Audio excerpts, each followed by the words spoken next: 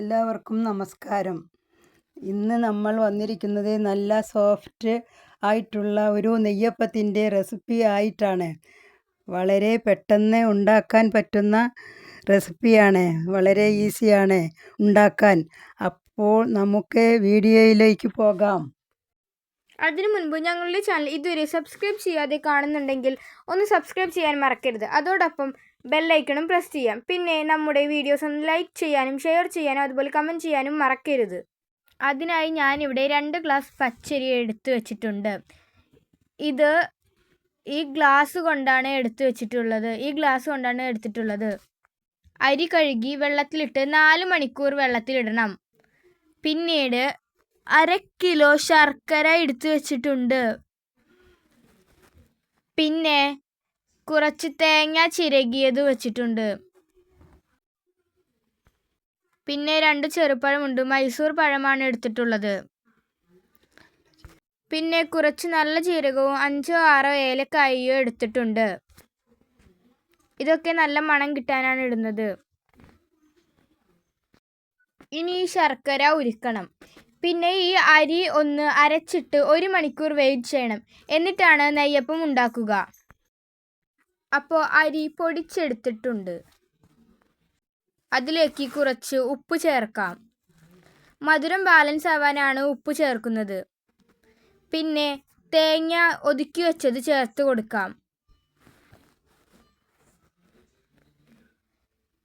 പിന്നെ ജീരകവും ഏലക്കായയും മിക്സിയിൽ പൊടിച്ചിട്ടുണ്ട്. അത് നമുക്ക് ഇതിലേക്ക് ചേർത്ത് കൊടുക്കാം.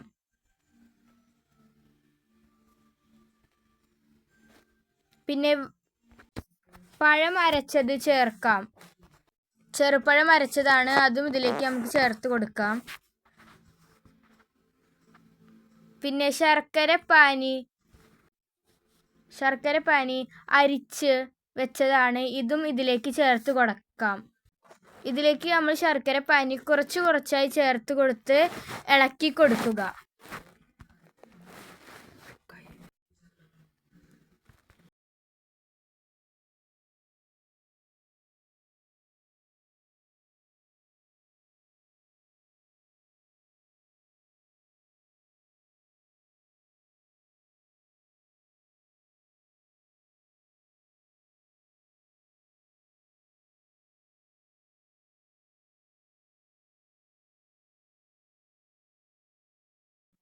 ഇനി ഈ മാവ് കൈകൊണ്ട് ചേർത്ത് കൊടുക്കുക.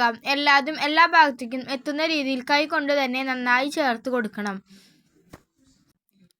ഒരു 5 മിനിറ്റോളം ഇത് കൈകൊണ്ട് നന്നായി ചേർത്ത് കൊടുക്കണം.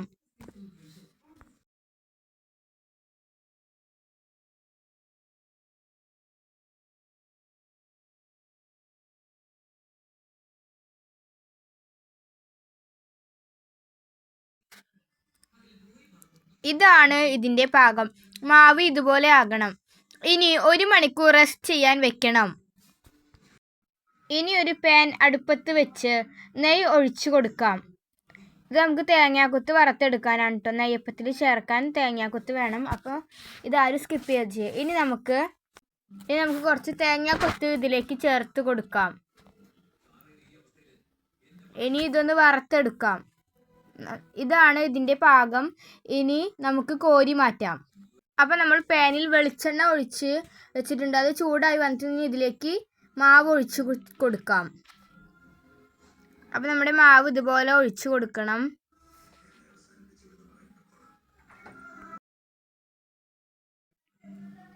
അപ്പോൾ നമ്മുടെ നെയ്യപ്പം ഇവിടെ ആയി വന്നിട്ടുണ്ട്. ഇനി ഇത് നമുക്കിത് മറച്ചിട്ട് കൊടുക്കാം. അതുപോലെ ആയി കഴിഞ്ഞാൽ ഇത് മറച്ചിട്ട് കൊടുക്കണം.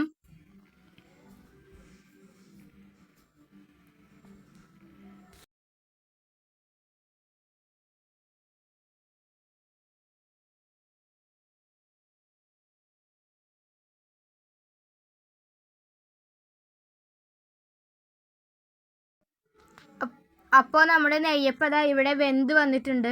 ഇനി ഇത് നമുക്ക് പാത്രത്തിലേക്ക് എടുത്ത് മാറ്റാം. അപ്പോൾ ഇതുപോലെയാണ് നമ്മുടെ നെയ്യപ്പം ആയ നമുക്ക് പാത്രത്തിലേക്ക് മാറ്റാം. ചുവപ്പ് കളറായിട്ടുണ്ട്. നമ്മുടെ അപ്പം ഇവിടെ ശരിയായി വന്നിട്ടുണ്ട്. എല്ലാവരും നല്ല ടേസ്റ്റുള്ള അപ്പമാണ്. അതുകൊണ്ട് എല്ലാവരും ഇത് ഉണ്ടാക്കി നോക്കണം. അപ്പോൾ നമ്മുടെ നെയ്യപ്പം എല്ലാവർക്കും ഇഷ്ടപ്പെട്ടു എന്ന് വിചാരിക്കുന്നു. ഇഷ്ടപ്പെട്ട് കഴിഞ്ഞാൽ ലൈക്ക് ചെയ്യണം, ഷെയർ ചെയ്യണം, സബ്സ്ക്രൈബ് ചെയ്യണം. അഭിപ്രായങ്ങൾ കമൻ്റായിട്ട് രേഖപ്പെടുത്താം. Thanks for watching.